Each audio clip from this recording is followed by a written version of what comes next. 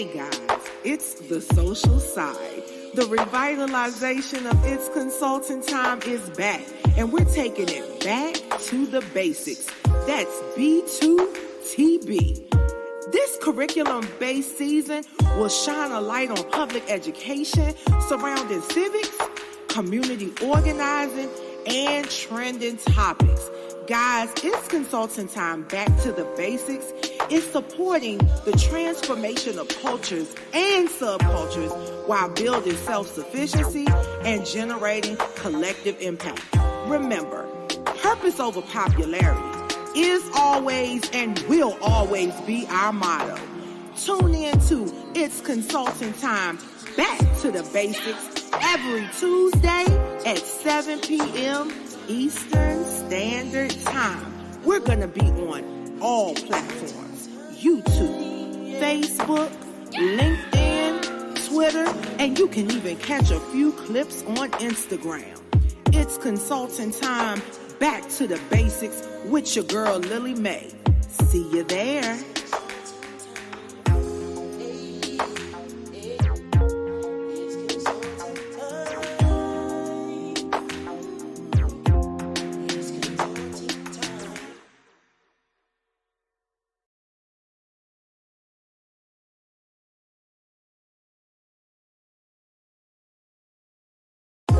Hey guys, it's the social side. The revitalization of It's Consulting Time is back, and we're taking it back to the basics. That's B2TB. This curriculum-based season will shine a light on public education surrounding civics, community organizing, and trending topics. Guys, It's Consulting Time back to the basics is supporting the transformation of cultures and subcultures while building self-sufficiency and generating collective impact. Remember, purpose over popularity is always and will always be our motto. Tune in to It's Consulting Time back to the basics every Tuesday at 7 p.m. Eastern Standard Time.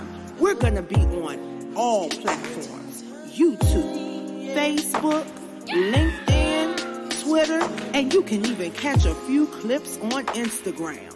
It's Consulting Time back to the basics with your girl Lily Mae. See you there.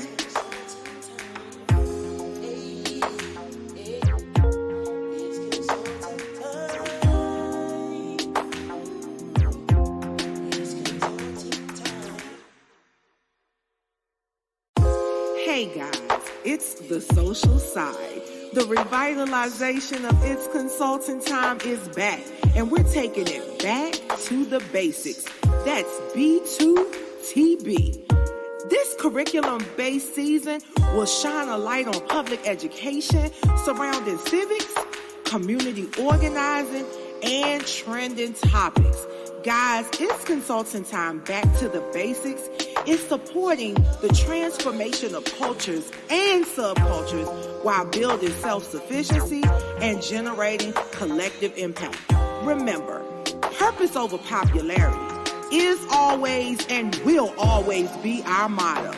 Tune in to It's Consulting Time back to the basics every Tuesday at 7 p.m.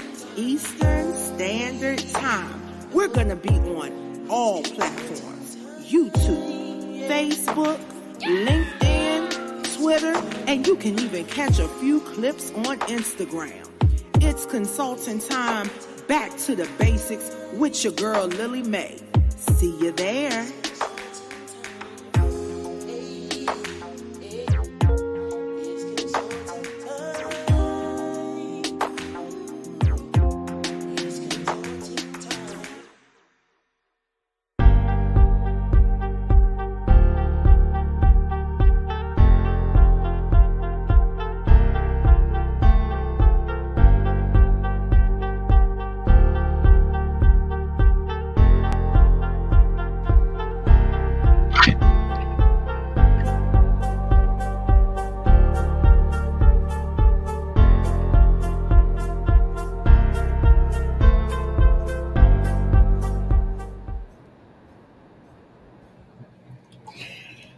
guys, how are you? We are back. Yes, definitely back. And I'm super excited to have you. I'm super excited to have you this evening because we are going to continue our conversation from last week. Now, first and foremost, I need some light so y'all can really see what's going on. Okay, that's better, right? Let there be lights. Okay. But for all intents and purposes, guys, last week was amazing. And I want you to first understand why we're doing this. Okay, so everybody's like, well, I don't want to hear this. I don't want to talk about this. Well, realistically, It's Consulting Time was created as a platform that looked more at the people behind the celebrities, the people that were doing extravagant things. And so as I began to think about what It's Consulting Time is and what it means to me, I had to get back to the basics. And the basics of It's Consulting Time are none other than civics, public education, and community organizing. So every Tuesday at 7 p.m. from now until summer, that's what's going to go on. So the show is curriculum based now. If you want to see some celebrities and influencers, you are welcome to come over to my Instagram. But as for me and mine, we're going to focus on information and education. So let's just kind of, recap and debrief. Last week, we talked about the traditionalist generation, right? And so we, as many of you remember, we talked about how that traditionalist generation, and y'all know I got multiple screens over here, so I'm trying to make sure I don't miss nobody. That traditionalist generation were broken into the greatest generation and the silent generation. And they were more or less characterized by their respect for, resilience, conformity, authority. They respected authority. A whole lot of y'all don't respect authority. And I say y'all because I'm a respect authority, but I'm also gonna check authority too. But that generation of people were often overlooked and underappreciated. But interestingly, to date, they are some of the healthiest, strongest people still marching on this soil. That speaks volumes. They respected authority, conformity, and they were resilient. And to date, they are some of the strongest people that still marching on this ground. So you know, that generation of people were too late to be World War II heroes. And a bit too early to immerse themselves into social activism.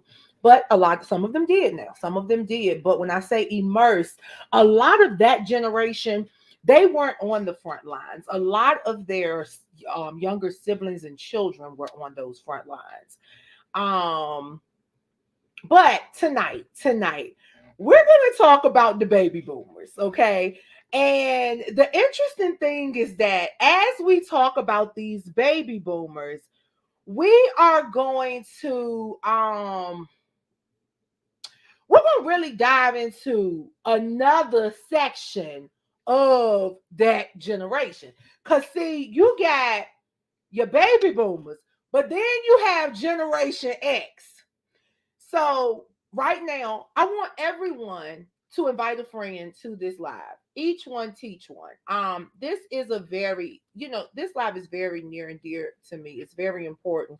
And I pray that you will find or learn something that you can then take and apply to yourself. Now, why is this conversation so important? This conversation is so important because if you don't know who you come from and where you come from, you really don't know where you're going. And that's the reason a lot of people right now are out here chasing all of this stuff that they see and indulging in all of these fleshly and worldly things.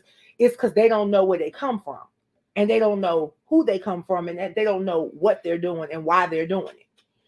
So let's just talk about this baby boomer generation. So World War II ends,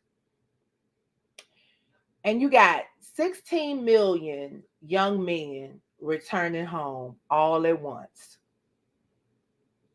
Now listen to what I said.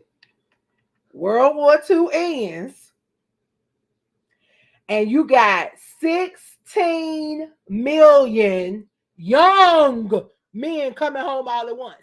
Now y'all know why that generation called the baby boomers. Because baby, when them men came home from war, as my grandmother used to say, when they came home from war, they was booming, baby. And so that's why there was a massive increase in population, right? And so that baby boom population now, and remember, these are estimates because there really are no isolated, exhaustive sources that give you exact. But generally speaking, that the baby boomer generation is ranging from individuals born from 1946 to 1964. Okay, so I want to make sure I set the tone for that. Now, these boomers, their parents, right?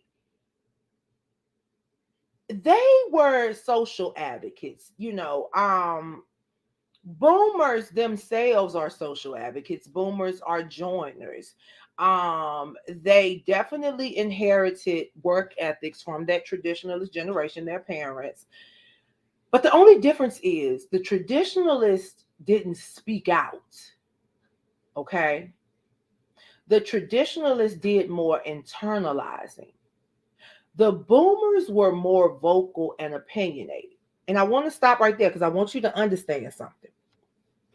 What I want you to understand is that each generation gained something and lost something. Understand this. Each generation gained something and lost something. And that's why this conversation is so important. It's important for me to teach you about the generations so that you are able to truly understand politics, the economy, social media etiquette, why it's important to respect authority. The reason that's why I'm trying to get you to understand and listen to characteristics of each generation. But we're going to keep going. We're going to keep going because I have a couple of people that are going to come on later and we're going to talk about some other things. Okay. So once again, during that baby boomer era, industrialization was at its peak. Okay. And activism was strong. Now remember, these were the children of parents from the silent generation. And some GIs, now we didn't talk about GIs, but that GI generation is that generation even back before, the 1900s when the traditionalists came about. Okay. Now, during the time that the baby boomers were around, that was the time that, we saw the civil rights movement, Vietnam, the Cold War, space travel. Once again, we're talking the mid 1940s to the mid 1960s. So we're looking at about a 20-year span there. Now, baby boomers, okay? They were activists, okay? Baby boomers generally saw the world in black and white. And when they were asked about diversity, all they knew was black and white. Why? Because that was a generation of people where everything during their time was separate. Let's just be real. Baby boomers are probably that generation of people that more or less suffered with change. Because think about it. You're a child and you're born into a society where separate is okay. And you notice I didn't say separate but equal, because separate but equal is not okay, right? Separate is okay. Now, granted, during this time period, individuals of color were concentrated with their people, okay?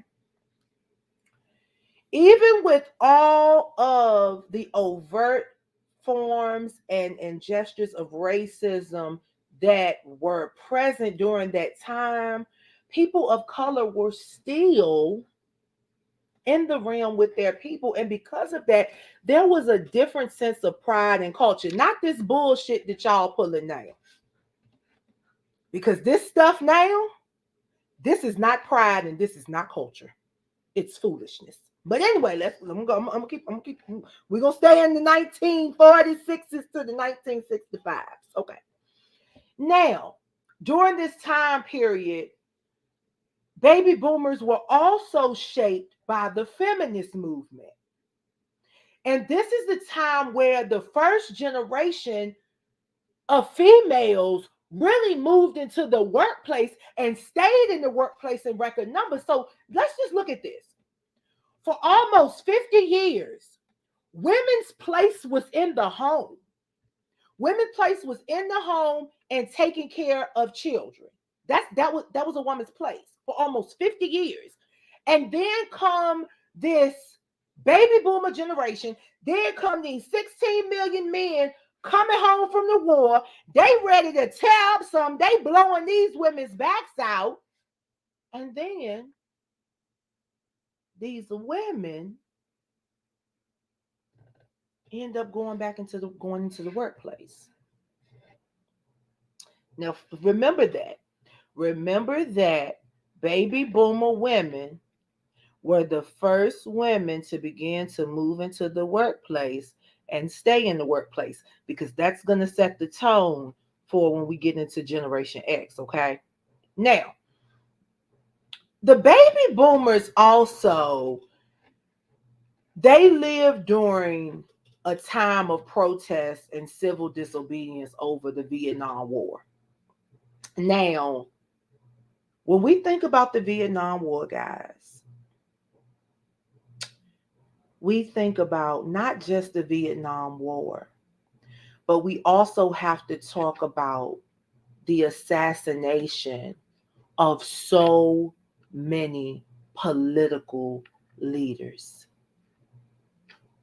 So, guys, when we talk about this topic and when we talk about the things that are going on in the world, and when we talk about these generations, we legitimately have to make sure that we talk about the fact that this generation suffered a lot of vicarious trauma, direct trauma. This generation of people suffered a whole hell of a lot. And I want you to remember that, because it's going to set the tone for even next week when we move into, the next set of people, okay? So I want you to remember that. I want you to remember that. Now, that Vietnam War, it was very, very it was very controversial, right? That was a time when the draft was enacted, implemented, shall I say. Let's talk about something happy though. During that time also, there were a lot of scientific advances. Space travel, came about during this time. Like, the baby boomers were the ones that actually saw, the first man walk on the moon. And so baby boomers knew that there were adventures and limitless possibilities out there, right? But the issue came because there was a system that was set up because of Plessy versus Ferguson. There was a system in place that kept certain classes of people or certain races of people disenfranchised, so to speak. And I'm going to say so to speak because one of the things that you don't hear about. You know what Jim Crow is. You know all about, separate but equal was, as long as it was equal, it was legal, and it wasn't equal. But what I will say is, in attending the class reunion of an all black high school and seeing the classes of people from 1937 down to 1973 congregate, I will say to you that those baby boomers have a different sense of pride. Baby boomer, that generation, guys, I'm going to be honest with you. I feel like it's safe to say, I don't really think that generation of people were necessarily asking for inclusion as much as they were equity. When I look at these people, right? And when I look at this baby boomer generation and how vocal they were and how opinionated they were, I really don't think they were looking for as much inclusion as they were equity, because they were born during a time of scientific advances. I mean, the feminist movement, it started there, right? Television, credit cards, all of that stuff. I mean, even vaccines were developed during that time to eliminate, diseases. Televisions became common in households, and kids and adults were watching. Guys, let me tell you what's so crazy. I watched I Love Lucy as a kid, not knowing that I Love Lucy was in black and white because it had been out for so long. The baby boomers watched I Love Lucy and Gunsmoke and Romper Room and Jack Benny Show and all of that stuff. Baby boomers, they came in waves. Now let's just talk about it, because they came in waves. So the first wave of baby boomers, and we talked about waves last week. Remember, waves are those subsets of each generation. So you have a first wave and a second wave. And the first wave of baby boomers were born from like 1946 to 1954, and they were the social activists, right? Let me tell you something. They were the real conscious people. All this y'all talking, y'all woke and y'all conscious now. No, they were actually conscious. They marched and demonstrated because they had a cause. They had an organized cause. They didn't just wake up and get on social media and so. No, they organized. They didn't organize in public. They met at the houses, right? They met at the churches, right? And they organized. So they marched and demonstrated because they had an actual cause. And a lot of times nobody knew where they were going to be unless they had that one person that decided they want to leak the information. Because a whole lot of y'all like that. Y'all get a little something and you want to be the plug and you want to act like you, and then you leak the information. But no, they actually marched and demonstrated because they had a cause and they organized. All right, so then we move into that second wave of the boomers. Now, that second wave of the boomers, they were born a little too, I don't want to say late, but they were born a little too late for the social movement. Because think about it. The second wave of boomers were born in like 1955. So they were 10 years old, when the civil rights movement was really, coming to a head, so to speak now. So that second wave of boomers, a lot of times they don't necessarily carry that spunk and that determination that first wave of boomers carry, because they came of age when the social activism age was ended, and a lot of them didn't engage in the movement. Now you got to think about it. Right now, these individuals, boomers, the first wave of boomers right now are kind of between the ages of like 69 to 77.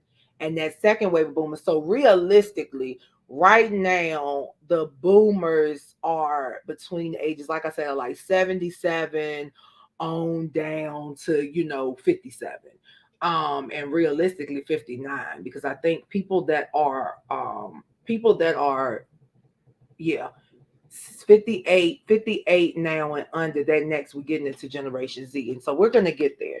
But yeah, so you gotta think about the people that truly, those boomers, they really had a hell of a lot going on.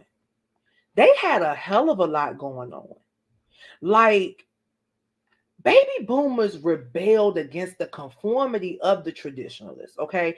So they rebelled against the conformity of their parents, but they did take on the value of team orientation. Now, I want you to remember that as we trickle down through these generations, because what did I say when we first started? The reason these generations are jacked up now is because every generation rebelled against something that came before them, and they took on something that came before them that may have been positive, but they rebelled against some of the things that truly develop character. Okay. All right.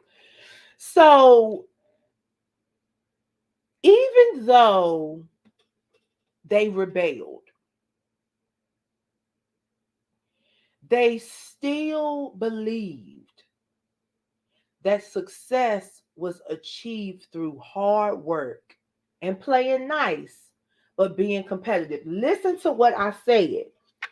Baby boomers believed that success was achieved through hard work and playing nice but being competitive. Let me put that into, I'm not going to say what I want to say because I want to try to keep it, because I know I got some of my boomers on here and I'm going to be real, real respectful.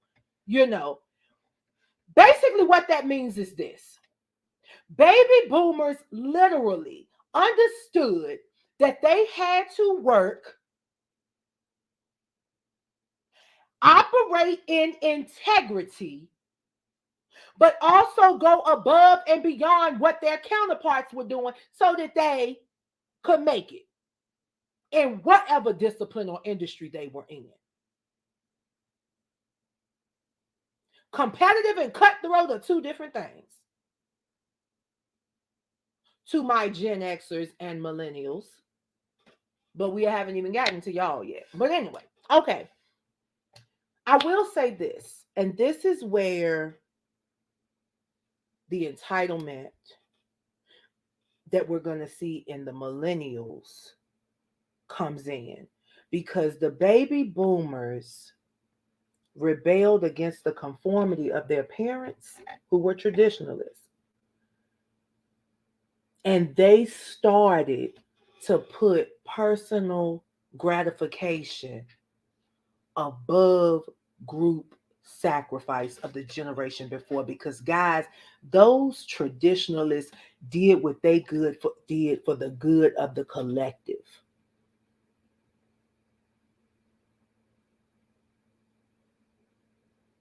They did what they did for the good of the collective. And I distinctly remember my mother always saying, Lil, a little bit is dangerous. And I now understand what that means.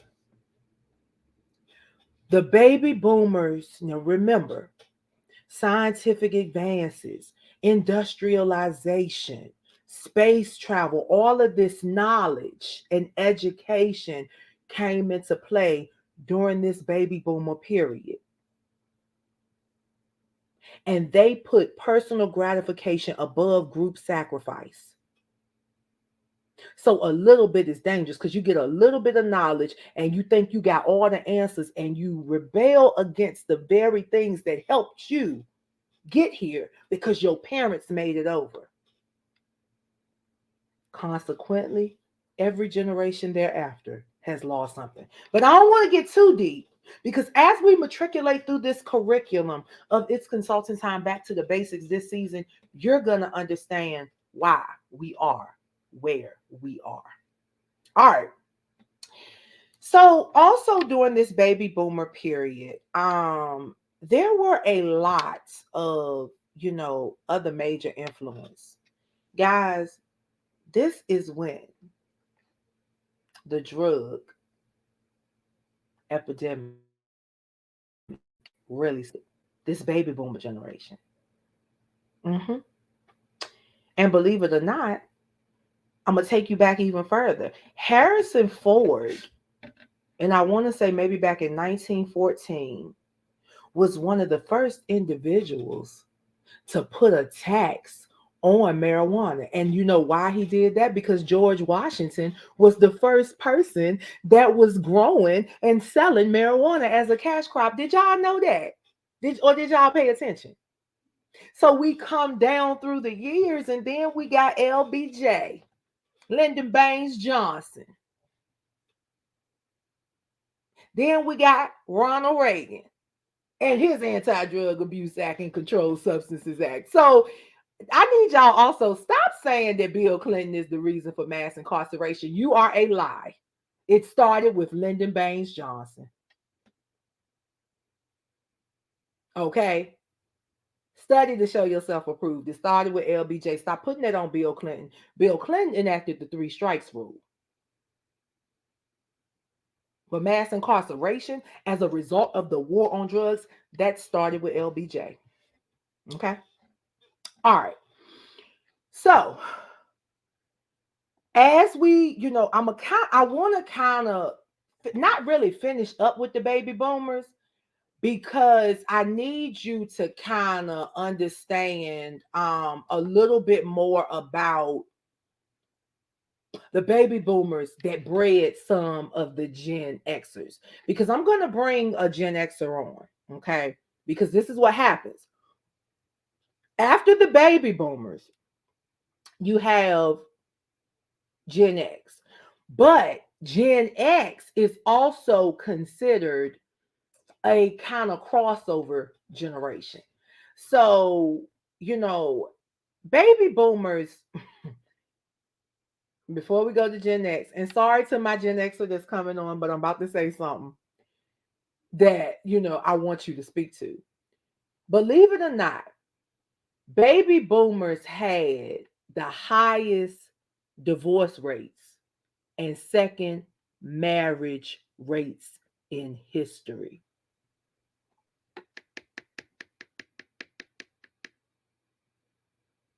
Y'all know that? And this is the generation where the American dream was promised to them as children. And they pursued it. But guess what happened? Because these baby boomers decided to pursue the American dream, it resulted in them being some of the most greedy, materialistic, but ambitious people. Greedy, materialistic, but ambitious. That is a recipe for what? Crime, depression, and anxiety, and drug distribution and use. All right. I'm going to stop there because I'm going to bring my Gen Xer out, but we're going to continue the conversation. Hello. Hola. I'm glad, Drea. I'm so glad you came on. So I'm sure you heard, all about the baby boomers and kind of giving them a little information about them. And so, Drea, before we start to really talk about the Gen Xers, um, Mhm. I'm pretty sure your mom was a boomer. Yes. Speak to us a little bit about your experience being raised by a boomer. My experience was mixed because my mom was very family oriented and my family was very close knit and very tight when I was growing up. So I feel like I got a little bit the best of both worlds. I got to see because my mom was very big on hard work, you know, being a good person, things like that. And my family is a lot of older folks. You know what I mean? My mom was a menopause baby, so she came late in my grandmother's life. Oh, okay, okay. So I have cousins that was older than my mom because her older brothers and sisters was already moved out and starting their families by the time she was born. Okay, okay. So I got to see a lot of the generation before the baby boomers, the Okay, okay. activists, the family orientated, the wife at home, the man providing, and I got to see that in my uncles. Okay. You know what I mean? I got to see that in my uncles. Now, when it came down to my mom, she was all about that completely, but she had to work. She was a single mom because my dad was caught up in the drugs and caught up in the jail system. And Let's stop there. Let's stop right there as we transition into Gen X. I just finished talking about the fact that baby boomer generation, right? They were sold the American dream. mhm, It was promised to them as children. So they became greedy, they became materialistic, but they were still ambitious. But they were ambitious to achieve the materials that so depicted this American dream when realistically the traditionalist generation were actually already working towards the American dream, even in their disenfranchised state. Because ultimately, that American dream that we're sold, it's simply sold. It's what you make it to be. And so, Drea, as I begin to introduce Gen X, um, guys, I wanna say a couple of things. Latchkey children, that was me. daycare children, turbulent economic times, friends with their children, wanting to spend quantity time, not quality time, quantity time.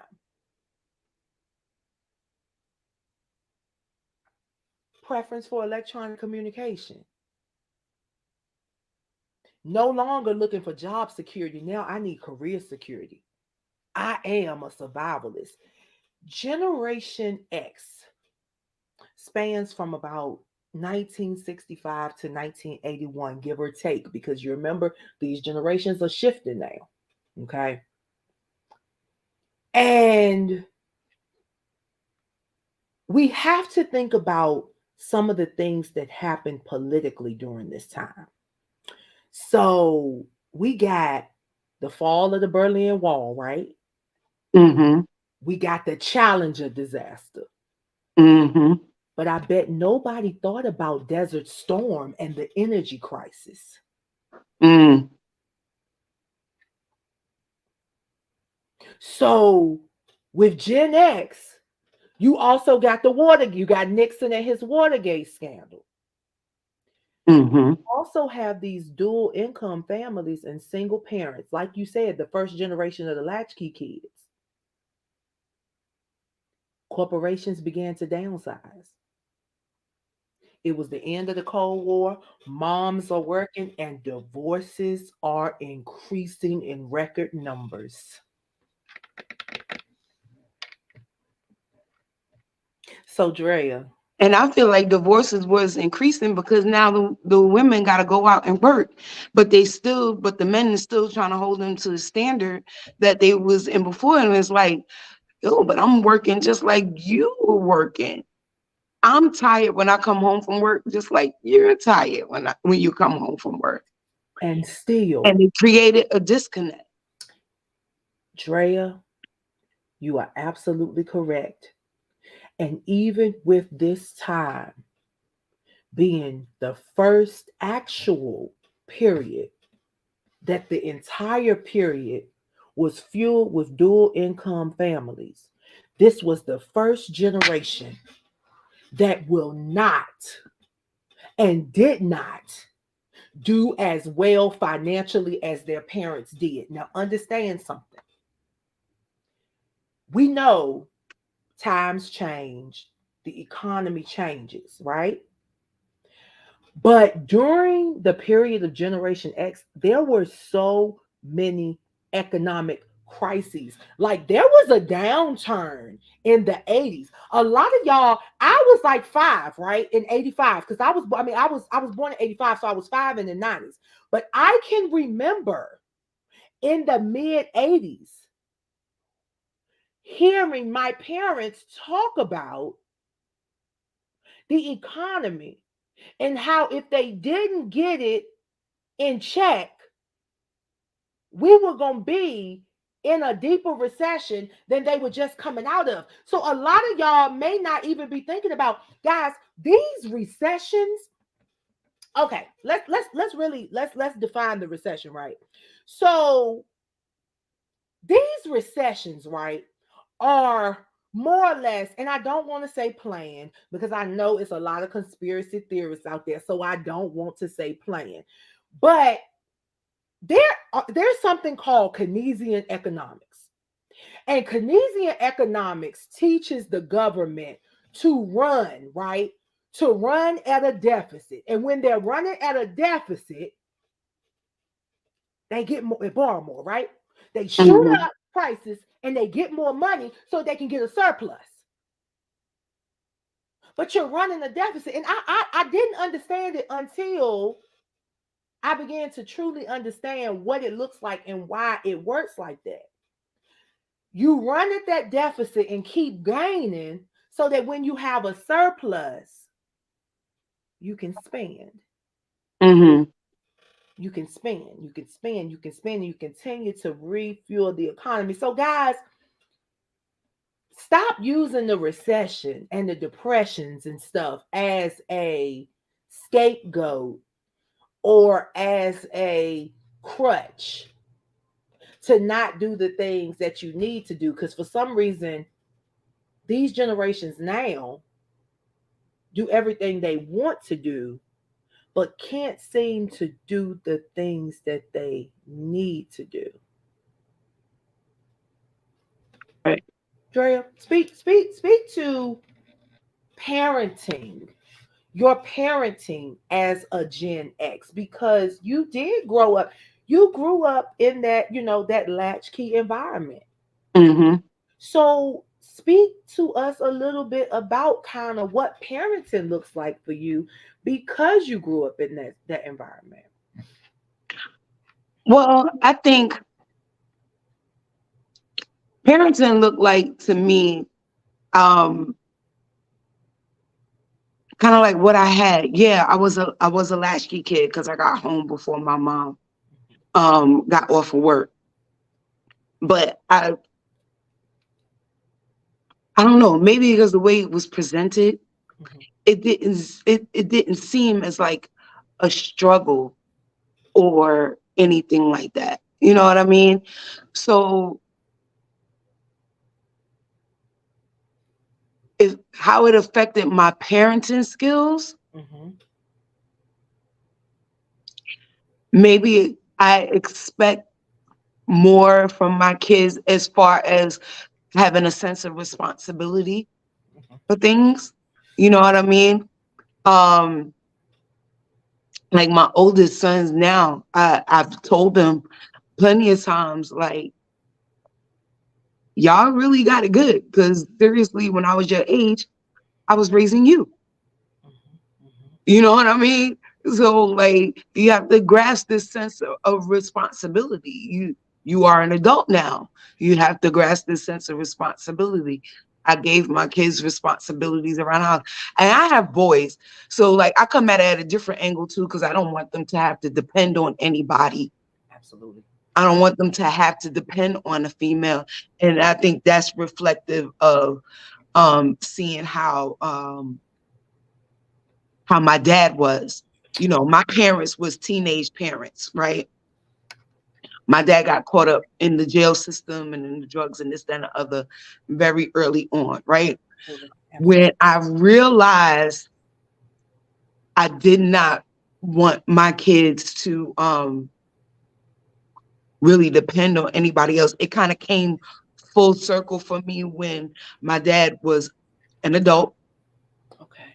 And in his late 40s, early 50s, and just for the first time in his life, living on his own. Wow. Not having to lean on a female. Wow. Stop right there. Stop. Stop. So, guys, we talked about the traditionalist generation last week. And we talked about the fact that they respected authority. They, they were conformist. They conformed to what the world said that they needed to do.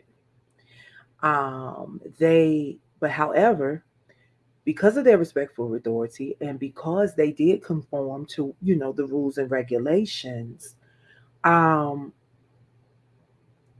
they had a little bit more resilience. And why? Because they knew what it was. They conformed to it because that's the only way they could survive. However, they still worked to get out of it.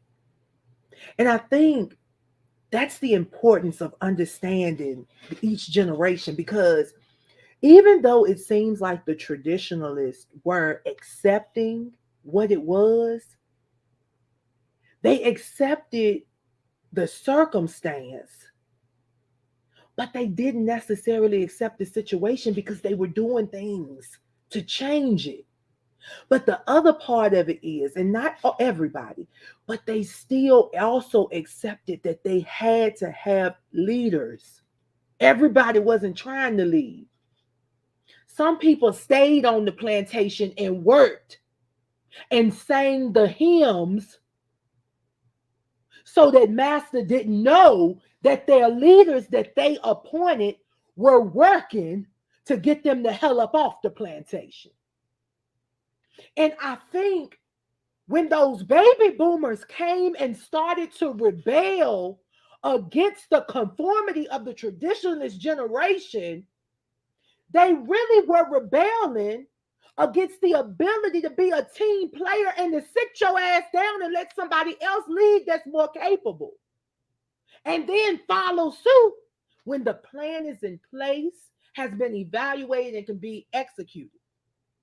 And because the baby boomers did that rebelling, we now are down to Generation X. And Generation X has decided that freedom is perceived as a corporate reward. So, what that looks like is how I'm going to be free is I'm going to enhance my skills, right? I'm going to cheat this one and this one and this one. I'm going to knock down this one, this one, and this one so that I can be uplifted.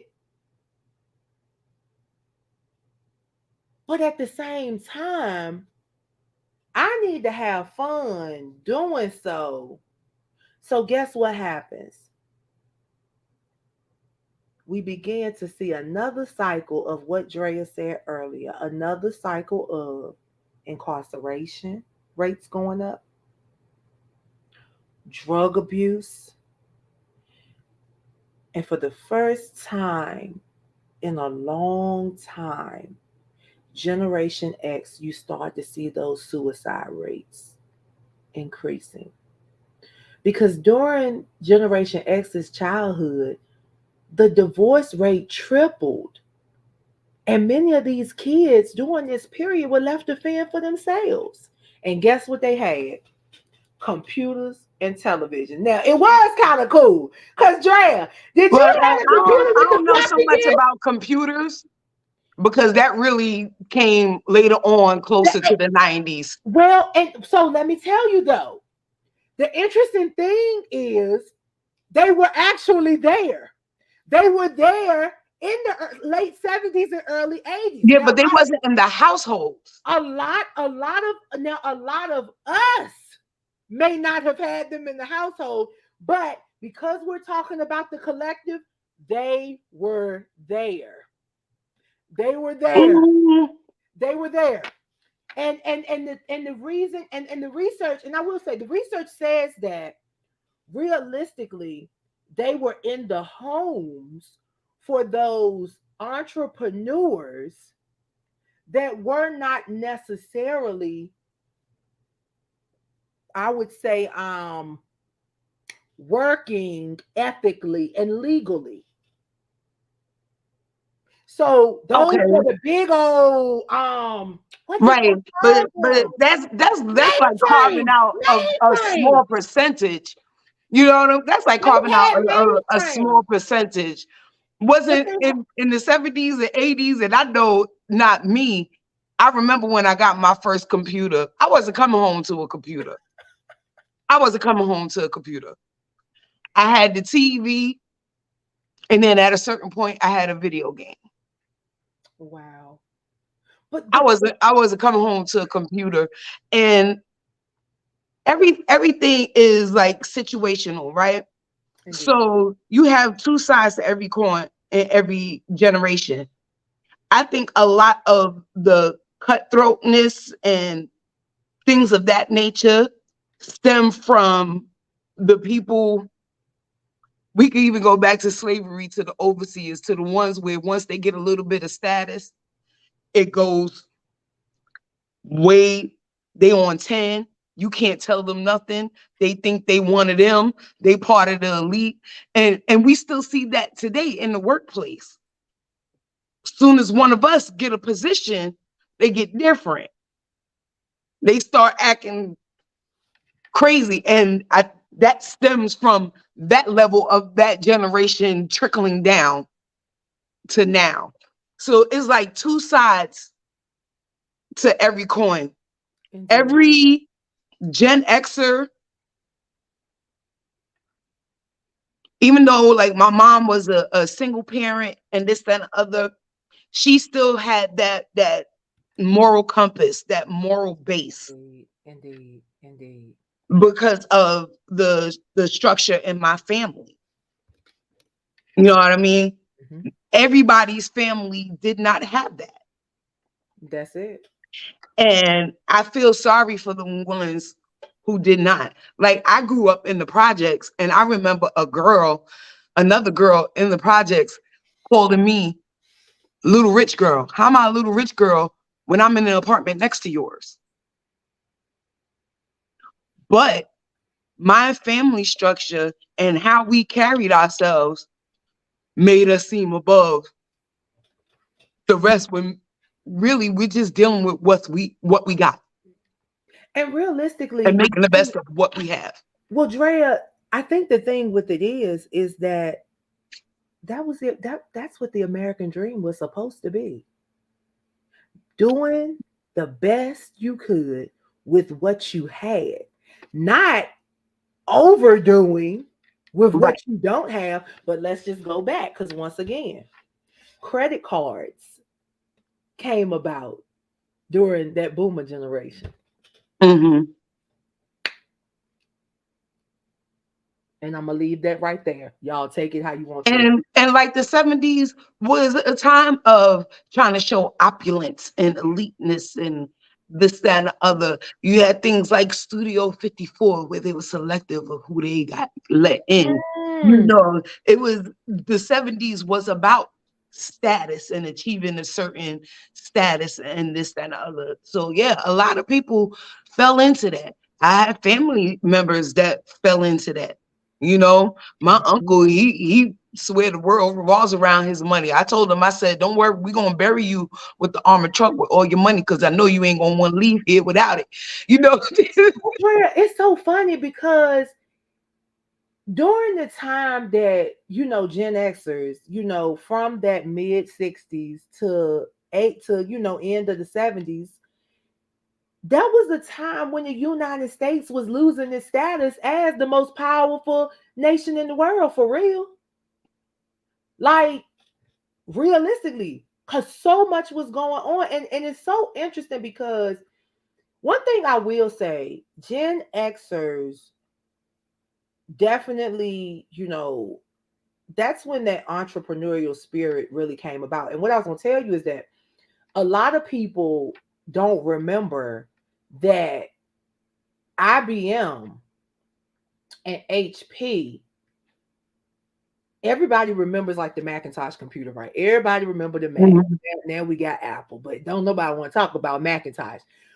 But interestingly, what I was going to tell you was that um the IBM computer Mhm. actually came about, I want to say, in like the 50s. And that's how they were able to begin to do all of this stuff. And when space travel came about, but the first computer I think that they had on the market in the 70s, it came like in the mid 70s. And it was like it might have been an HP or IBM computer. It was one of them. It was HP or IBM. And lo and behold, that was like the first desktop computer that came to be. Now the funny thing about that is, and I want you to look this up, there was a gaming console, and it was Mhm. called a Vextrex. Mhm. The only reason I know about the Vextrex is because we had one. Mhm. I ain't know what the hell that thing was, because you had to like take the screen off, and when I say take the screen off, it was like a little film that you would put on it, and you would Mhm. have to take it off and put it back on to play the games, and you had to plug the game into it, Mhm. plug like the controllers and stuff into it. And those were forms of computers at that time. You know what I'm saying? And so Mhm. those came like the early 80s. But realistically, when we talk about latchkey kids, we really have to embrace the fact that there was a separation. You, as a latchkey kid, may have just had the television, but your counterparts did have access to some of these things. And why? Because a lot of their parents and grandparents were a part of these major corporations that were, developing these scientific advances, that were creating, these computers, that were public service and civil service workers that had access to this stuff. And I think we have to address, the totality of it, because what happens is, if we don't address everybody's, right, everybody's experience and what was collectively going on around us at that time, then we begin to kind of misunderstand why, like you said, we still can't necessarily get on track. Because, like you said, in your community, you were looked at as the rich girl in the neighborhood. But realistically, you guys were living, breathing, and surviving just like everybody else. Right. But from the outside looking in, because this person's situation was different, it looked different to them. And you probably were looking at somebody else like, well, dang, they da da da da da. But you never know. Their situation might be the same. So, guys, if y'all just checking in, it's consulting time. Back to the basics. We're having a discussion about generations. We started off talking about the baby boomers. So if you missed that part, you're gonna have to go back to the replay. But I have a Gen Xer here, and I'm so excited to have her here because although she's a Gen Xer, she spends a lot of time with millennials and Gen Zers, and that's interesting in itself because this this this this generation, and although I am a part of the millennial generation, you know people fail to understand that who you are parented by.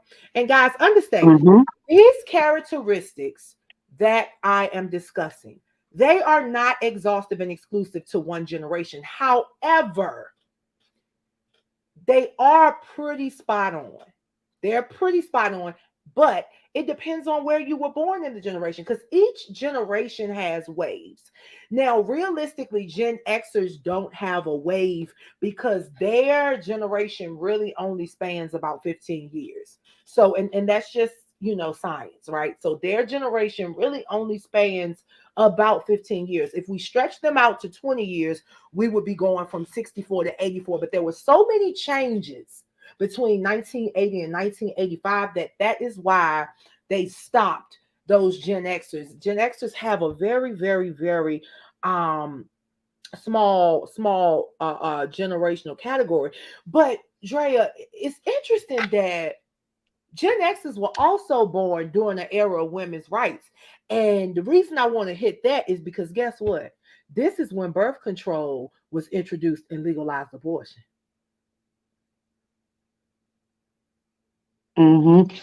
But oddly enough, it's also the generation of a lot of young pregnancies. Once again, I say, So during this you era, have a lot of young people raising young people who really don't have an understanding of themselves yet, raising more young people not to have an understanding of themselves. Drea, you You have a grandparent that still has to work hmm and do what she needs to do. You have them rebelling against, "Oh, can't nobody say nothing to my child." So there goes the village aspect of raising a child.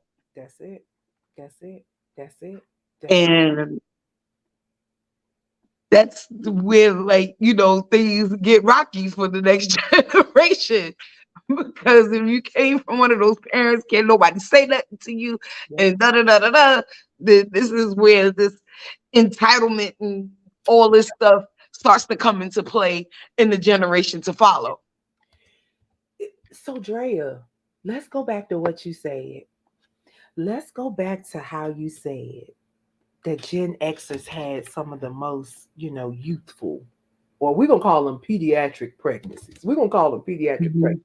Now, don't get it twisted, because the generation before and the generation before that, they also had a lot of young pregnancies. But like the generation before my mom, they was married at 15. Well, they They were, were married off at 15 because my aunts and uncles was married off at 15 and they 16. were, but you know what they also did? They had them children, and then their parents took the children and raised them. So you thought that y'all were sisters, but you were really mama and daughter. But we ain't gonna go there. We ain't gonna go there. Well, I'm gonna go off of my family experience. They were married, and the wife stayed home, and the uncle went and worked, and the wife stayed home and raised the kids. So we're still teenagers raising babies, Absolutely. but it was different circumstances around that teenager raising babies. And yeah, you still had grandma, this and other. My grandmother worked for transit. My grandmother worked for transit. My grandmother was a victim of domestic abuse, and she got out of it. Mm, mm, And so she worked for transit. So when my mom came along, my grandma was by herself okay. raising my mom. Mm-hmm. So Mm-hmm. my mom had a very different aspect. My grandfather came over. I remember my grandfather coming over to the house or whatever. He would give my mom money for the week. He bought my mom an organ. She said she wanted to learn how to play the organ. Boom. She had an organ in the house. Girl had an organ in the Oh, projects. that's right. I know that's And right. and I remember all of that. But then he passed. I was like 5. He passed when I was like 5. So then it was just me, my mom, and grandma. Mm-hmm. And I really think grandma kept me in check.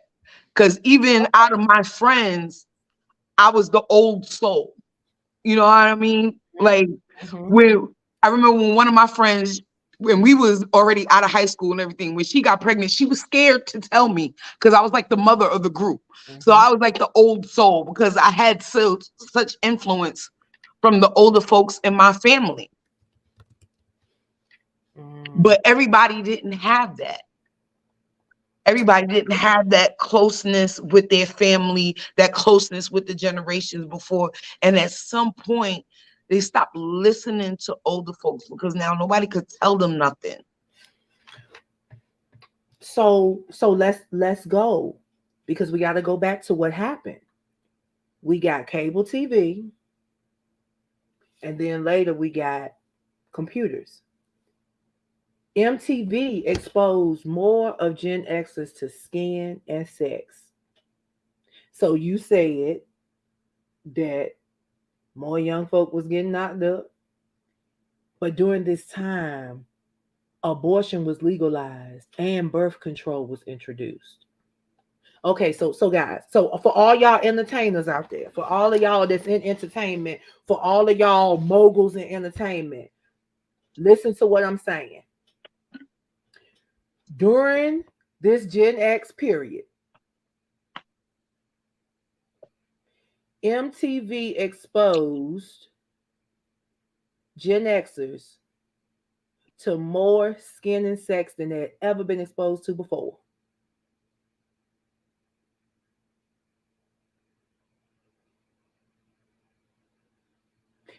And you got all these young people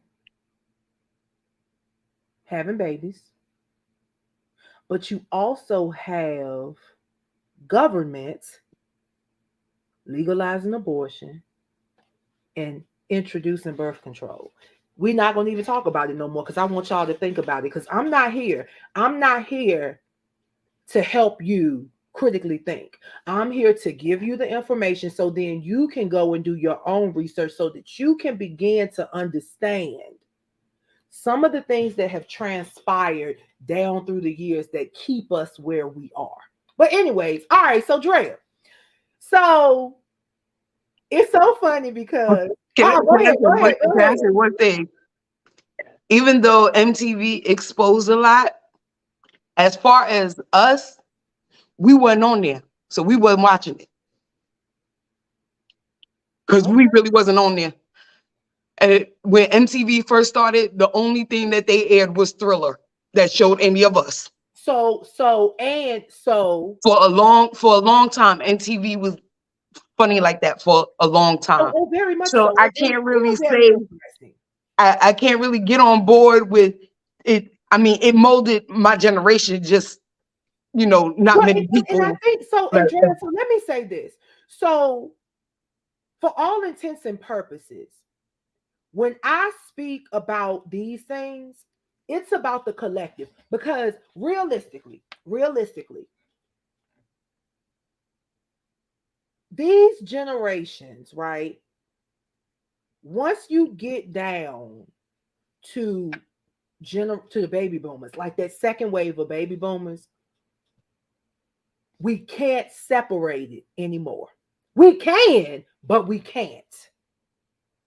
We can practically, but critically thinking, we can't separate it anymore.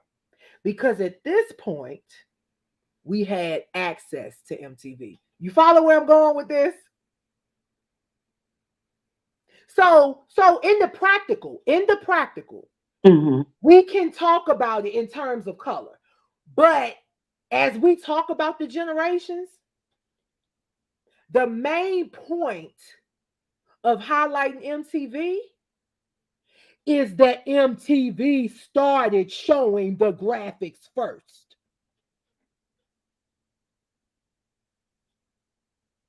along with the imposition of birth control and the legalization of abortion.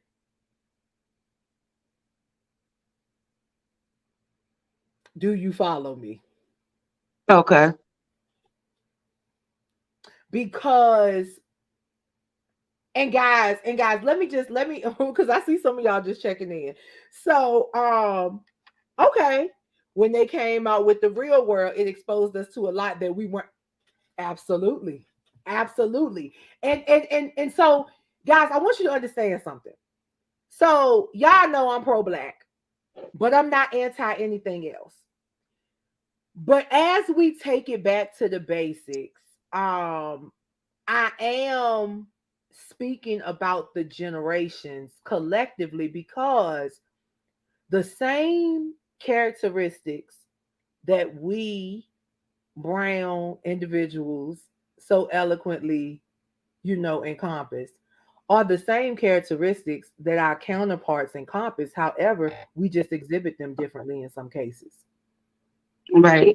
And the real world came about in 92. The MTV started in the early 80s. It like 92, we already going into the next Oh generation. no, we were deep in the millennials then. We were deep in the millennials. But I think what that person was saying is that the real world, still brought out more. And if I'm not mistaken, And correct that me was if the I'm beginning of the wrong. reality TV era. Lord have Mhm. mercy. Once again, I say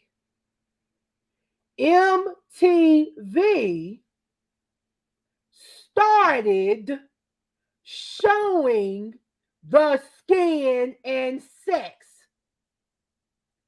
The real world started the beginning of reality TV in essence. Do you understand what I am saying? But anyway, so guys, you know what? Last week was 30 minutes because it was emotional. We talked about the traditionalists, and y'all know my parents were traditionalists, so it was a little emotional talking about that. But we're gonna come back. I'm not gonna hold you, Drea. We gotta come back next week, and we gotta put a plug because Drea, for real, we gotta we gotta start back right here, and I'm gonna tell you why we gotta start back right here because next week we're gonna talk about these millennials.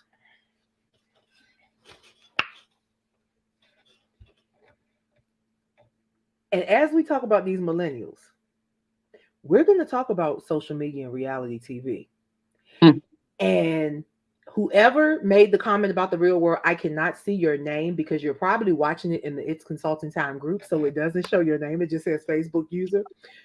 But I'm glad that they brought that up because for as much as we want to be individuals, there is a tendency to follow, mimic, and top what we see. Mm-hmm. And guys, I'm gonna leave it at that. So I need y'all to go back and rewatch where we are. Drea, thank you. You will be back next week as my special guest co-host, so we can finish this conversation and move into the millennials. And we're bringing out a couple of other folks. But guys, it's been so much fun tonight. Drea, thank you for coming on this Gen X. You're You welcome. definitely will be my Gen X expert. Now I'm gonna call you my Gen X culture expert. Cause baby, Drea was like, no, no, ma'am. As for us, and I love it. I love every minute of it. Drea, thank you so much. Like I said, guys, we'll be back next week. Back to the basics. We're going to be talking about the millennials, but we're going to pick back up right here. Because, guys, this ending set the tone for a real conversation about what's going on with social media, reality TV, and our people of today. So, guys, it's been real. Thanks so much for tuning in. Until next Tuesday at 7 p.m. Eastern Standard Time, peace, love, and all of that other stuff. Night, guys. Good night.